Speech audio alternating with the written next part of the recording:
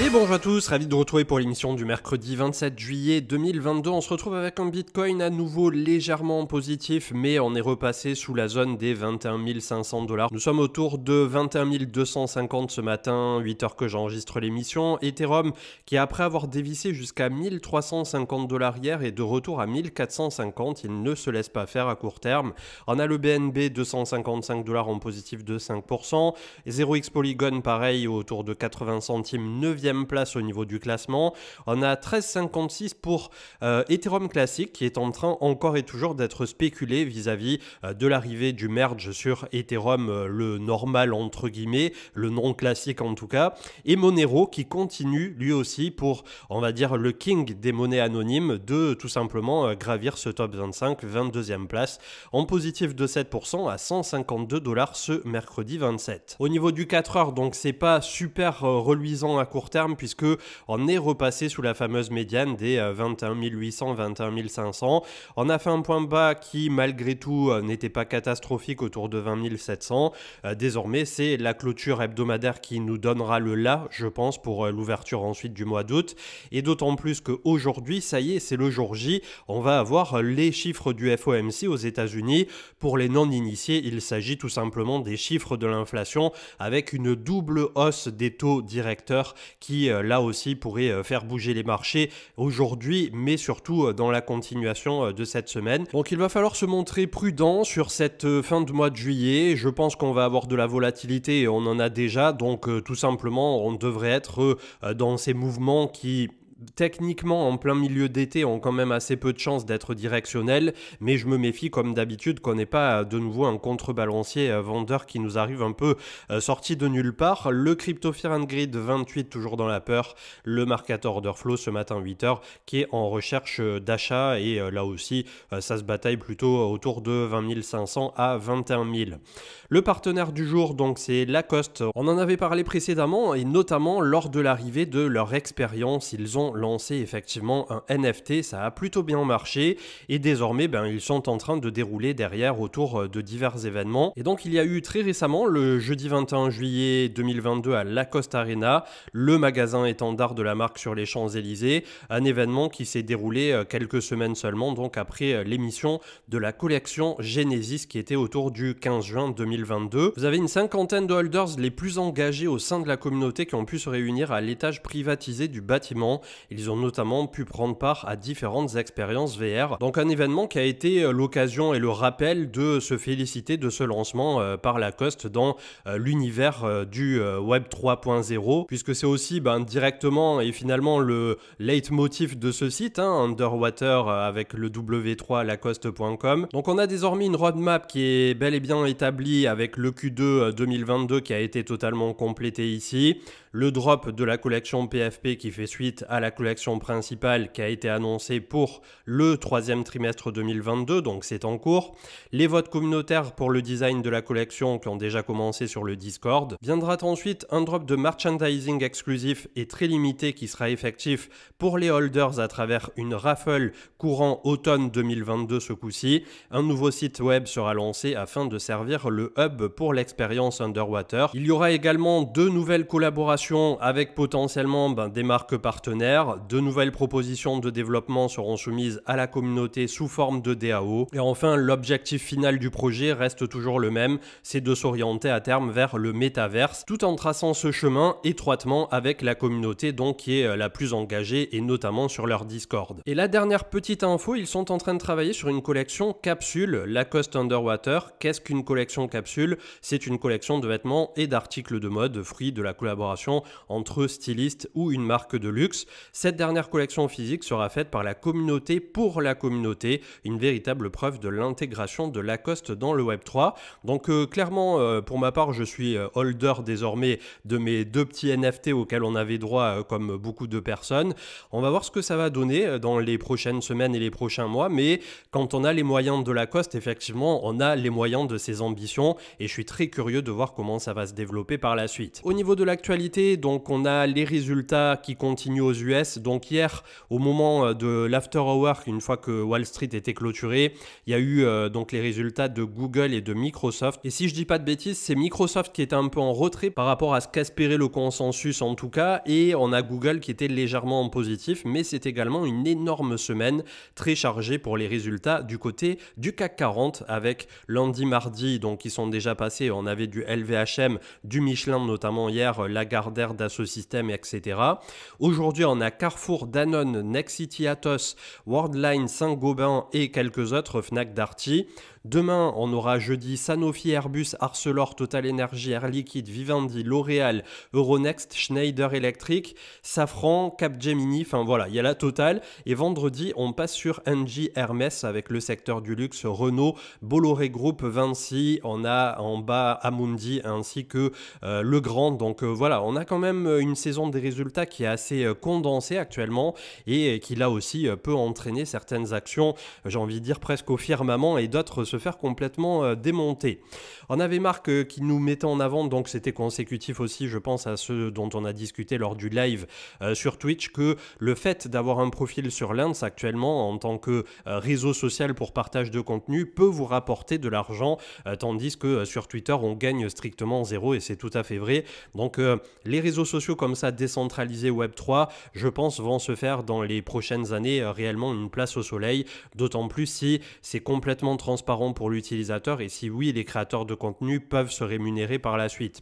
Je ne reviens pas sur le merge et toutes les transitions qu'il y aura derrière, ainsi que tout ce dont on a parlé récemment par rapport à Ethereum, puisque je pense que désormais c'est assez clair pour les personnes qui nous suivent au quotidien. Si vous êtes toujours perdu vis-à-vis de ça, vous n'hésitez pas à regarder les émissions précédentes et notamment le live Twitch, le replay qu'on a fait avec Marc et qui est disponible juste dans la vidéo précédente. On a Coins.fr qui mettait en avant que Bitstamp est désormais enregistré en tant que fournisseur crypto auprès du régulateur italien. C'est consécutif aussi à Crypto.com et un autre, c'était Bitfinex je crois. La plateforme d'échange basée au Luxembourg cherche également à décrocher le statut PSAN en France. Les chiffres donc qui étaient mis en avant par Donovan Ray hier, donc au-delà des earnings qui tombent les uns après les autres, on a effectivement le fameux FOMC aujourd'hui à 20h, donc ça sera, je suppose là aussi les chiffres qui sont donnés ici, c'est Zone Bourse si je dis pas de bêtises, ça devrait être heure française, donc une fin de journée qui risque d'être mouvementée pour les marchés américains et potentiellement pour le marché crypto. Hier on a eu cette petite descente avec un Ether comme je disais à 1350 et Bitcoin autour de sous les 21 000. On va voir si la semaine va tenir. On en est désormais un peu raccroché à cette branche, mais c'est quelque chose vraiment qui peut faire pencher la balance dans un sens ou dans l'autre là par rapport au marché crypto pour la fin de cet été. Coins.fr avec Coinbase qui ferait l'objet d'une enquête du régulateur US pour sa cotation de jetons considérés comme des titres par la SEC, le gendarme de la bourse américaine. L'exchange demande une clarification de ces règles. Je vais y venir dans quelques instants à Coinbase puisque j'ai vendu 80% de mes positions il y a à peu près une semaine, légèrement dans le vert. Le but derrière c'était d'essayer de le hold le plus longtemps possible, mais vu la physionomie que ça prend, je pense que j'immobilisais de l'argent pour l'instant pour rien, pour du long terme, tandis qu'on peut jouer justement le merge sur Ethereum ou d'autres choses. Donc voilà, c'est pas pour autant que je vais pas y revenir, mais pour l'instant ça me permet aussi de souffler sur un truc sur lequel j'ai été largement en négatif pendant pas mal de temps, et juste j'ai chopé cette fenêtre tout simplement pour pouvoir sortir un maximum de Coinbase, puisque je suis pas super serein à court terme quant au devenir donc du cours et de l'action en tant que tel. Cryptost, le gouvernement d'Ukraine a décidé d'appliquer de nouvelles restrictions en ce qui concerne les retraits et le change de sa monnaie fiduciaire, le Hryvnia. Cela pourrait-il favoriser l'adoption des crypto-monnaies au sein du pays? C'est une bonne question. Avec une balance donc qui pour l'instant à hauteur de 25% restant sur les BTC de Tesla leur fait moins 170 millions, donc non réalisés. C'est à préciser car il y avait eu une première publication qui était un peu bancale 48 heures au préalable. Ils ont désormais réalisé un bénéfice sur les 60 75% de Bitcoin qu'ils possédaient et qu'ils ont vendu on ne sait pas quand, mais qui sont entrés dans le résultat Q2 2022, un bénéfice de 64 millions de dollars sur les BTC vendus. À voir si derrière les 25% qui hold et le moins 70 millions sera rattrapé par la suite lorsque tout ça remontera, ou est-ce qu'ils ont bétonné justement la position sur les dips et ça ressortira dans les prochains quarters au niveau des résultats tout simplement. Voilà, c'est là toute la question, c'est un peu ambigu toute cette histoire, mais en tout cas c'est aussi quelque chose qui est derrière nous, c'est quelque chose qui est pricé et qui est su par le marché, qui était probablement d'autant plus su au moment où tout s'est largement cassé la gueule, les institutions sont sorties, etc. Donc voilà, c'est quand même, comme on dit souvent avec Marc, on pense que 70-80% de la peine en tout cas est derrière nous. C'est pas pour autant que si le marché a décidé d'aller plus bas, il ira forcément plus bas, mais pour l'instant je pense que voilà, les targets complètement folles de se dire par exemple un Bitcoin sous 10 000 $ ou que sais-je, ça voudrait dire vraiment qu'il y a eu un gros problème supplémentaire derrière. Manu qui mettait en avant, malgré qu'il n'était pas là, il a écouté toute l'émission, que le live de lundi était vraiment cool et qu'on avait encore 1000 personnes qui sont là en plein milieu d'été, en plein bear market, donc c'est vrai que ça fait plaisir et c'est là qu'on voit qu'on a développé une communauté quand même qui est soudée au travers du temps et qui permet comme ça d'avancer petit à petit avec un noyau dur. On est aussi souvent sur le Discord, enfin voilà, c'est plutôt cool, ça fait une petite famille et je trouve que petit à petit on s'en sort plutôt pas mal. Laurent Pignot qui met en avant que les sociétés qui ont déposé le plus grand nombre de brevets liés au domaine du métaverse sont ci-dessous ici sur les dernières années et on a en top de liste Microsoft, Samsung, Magic Leap et ensuite finalement ça se répartit plutôt pas mal entre 40 et 26 brevets donc qui auraient été déposés avec dans l'ordre International Business Machine Corp, on a Disney avec 40 brevets, Facebook qui finalement malgré l'argent qu'ils ont mis sur la table pour l'instant n'est qu'à 38, Adobe qui a 31, Verizon 30, Intel 27, Snap 27, Beijing Baidu qui a 26 et LG Electronics également à 26. Un trade intéressant de Sam Chorus de Ark Invest qui décortique un peu une fois de plus les poncifs autour du changement climatique et du Bitcoin et du mining et des émissions, etc. Donc n'hésitez pas à aller le lire, c'est en anglais ici. C'est peut-être un peu plus technique que d'habitude, mais c'est vachement bien amené comme d'habitude pour tous les analystes qui travaillent chez Ark Invest. Je reviens pas sur les chiffres du FOMC, donc c'est aujourd'hui, et on clôturera au niveau des news avec effectivement cette action de Coinbase qui nous malmène depuis son introduction en avril 2021. Donc personnellement, j'ai décidé de lâcher un peu la rampe à court terme, comme je vous dis, je suis sorti en bénéfice de pas loin de 18% il y a une semaine au moment du rebond. Donc j'ai mis la petite position ici avec le wallet qui a vendu autour de 70 €, parce qu'après, comme d'habitude sur Twitter, quand on montre des trucs, on nous dit que c'est pas vrai, quand on montre pas des trucs, on nous dit qu'on ment, et etc. Enfin, vous connaissez la musique, donc au bout d'un moment, les personnes aussi qui se délectent quand il y a des fails comme ça, puisque clairement la position de Coinbase, c'est pas un truc qu'on a mis sous le tapis, on l'a suivi au jour le jour quasiment. J'ai aucune honte de dire, comme on l'a dit dans l'émission l'autre fois, ce que j'ai fait et qu'il ne fallait pas faire, notamment un average down très agressif en mode revenge trading et tout ça. Donc au passage, ça me permet de faire de l'éducation toujours pour notamment les débutants et un rappel pour les confirmer que c'est pas forcément la bonne chose à faire. Globalement, là, je ressors en positif d'une position qui était complètement sous l'eau pendant quasiment 1 an et demi. Ça me permet aussi de faire une réallocation sur ce que je pense important à court terme et c'était pas une grosse position, j'aurais pu laisser les montants, mais comme d'habitude, je suis pas là pour me vanter ou pour dire j'ai fait ci, j'ai fait ça. J'ai dit j'ai fait une erreur sur Coinbase, j'arrive à peu près à m'en sortir en limitant les pots cassés. Je sais qu'il y a aussi des personnes qui sont toujours dessus et qui sont encore sur des moins 50 et tout ça. Voilà, au bout d'un moment, si j'avais été encore à moins 50 aujourd'hui, soit j'aurais coupé mon moins 50, soit je me serais dit bah j'attends encore 2 ans et je pense que Coinbase remontera en même temps que le marché. C'est exactement ce que je pense encore aujourd'hui, sauf que à court terme, je suis persuadé que d'ici la rentrée fin d'année 2022, l'argent là que j'ai sorti de Coinbase, je peux l'allouer différemment et il ne sera pas bloqué dans cette action qui pour l'instant d'un point de vue fondamental ne me plaît pas des masses, puisque on a sans arrêt des casseroles qui sont en train de sortir, le price action est relativement dégradé. C'est pas pour autant que le truc il va forcément faire un nouveau point bas ou finir à zéro comme certains l'espéreraient ou j'en sais rien, mais globalement voilà, j'ai fait toute la rétrospective et le maximum que je pouvais par rapport à ça. Après comme d'habitude il y aura des commentateurs qui à la fois ne partagent strictement jamais fait aucun travail sur Twitter. Deuxièmement, critique absolument tout ce qu'on peut faire nous autres. Alors je vais pas rentrer voilà, dans les débats Twitter ici sur YouTube, mais globalement dans tous les cas, peu importe ce qu'on partage, on voit toujours des personnes critiquer derrière, donc je trouve ça un peu dommage, mais comme disent les gens, ça fait partie du lot à partir du moment où on s'expose. Donc l'analyse technique, le crypto total 956 milliards ce matin, il n'y a pas plus à exploiter si ce n'est qu'on est en train de faire un pullback très propre sur la zone de sortie de consolidation précédente, mais c'est là où vraiment maintenant ça va se jouer sur la fin du mois de juillet.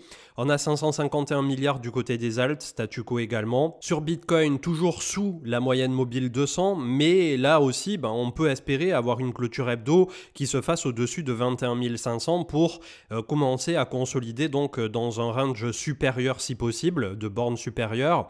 On a du côté du Nasdaq moins de 2% sur la clôture d'hier, donc là aussi, finalement, ça s'arrête juste avant la moyenne mobile 20 qui pour l'instant coiffe le cours. On a les earnings et les résultats qui tombent les uns après les autres. Le SP500 3921, pareil, on est dans une compression qui est en cours.